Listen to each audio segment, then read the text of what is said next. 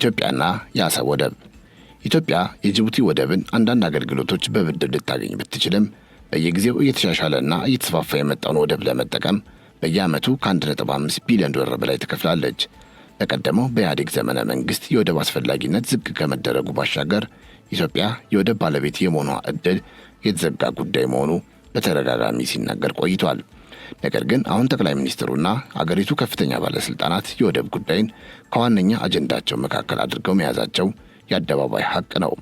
ከ10 ዓመታት በፊት የተደረገ ጥናት እንደሚያሳየው እያደገ ያለው የኢትዮጵያ ኢኮኖሚ 12 ወደቦች እንደሚያስፈልጉት ያመለክታል። የኤርትራ ወደቦች ደግሞ ለኢትዮጵያ ቅርብ በመሆናቸው ለሁለቱም ሀገራት ትልቅ ዕድል የሚፈጥሩ መሆናቸውን ልብ ማለት ያስፈልጋል።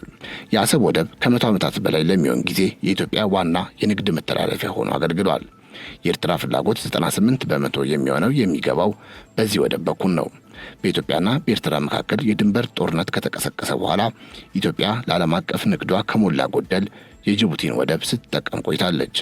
የጅቡቲ ወደብ በዓመት ከ5.8 ሚሊዮን ቶን በላይ ደረቅ ጭነትና ወደ 300 ሺህ የሚጠጉ ኮንቴይነሮችን ያስተናግዳል። ነገር ግን እንደ አውሮፓውያን አቆጣጠር እስከ 1995 ድረስ ከ90 በመቶ በላይ የሚሆነው በአሰብ በኩል የሚገቡና የሚወጡ ዕቃዎች የኢትዮጵያ እንደነበሩ ሰነዶች ያመለክታሉ።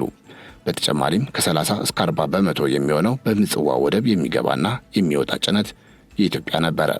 ይህንን ታሪክ ደግሞ በአውሮፓውያኑ 1995 የወጣ የአይኤምኤፍ ዘገባ ያረጋግጥልናል። የወቅቱ የአይኤምኤፍ ሪፖርት እንዲህ ነበር። የአሰብ ወደብ የኢትዮጵያ ነፃ ወደብ ነበር። የኢትዮጵያ ጉምሩክ ቅርንጫፍ ነበረው። ወደ ኢትዮጵያ የሚገቡና ከኢትዮጵያ የሚላኩ ዕቃዎች ከኤርትራ ጉምሩክ ቁጥጥር ውጭ ነበሩ ይላል። በተጨማሪም ሁለቱ ሀገራት ባደረጉት ስምምነት መሰረት በአሰብ የሚገኘው የነዳጅ ማጣሪያ በኢትዮጵያ ነዳጅ ኮርፖሬሽን እየተደራደረ ድፍድፍ ነዳጅ ያጣራ ነበር።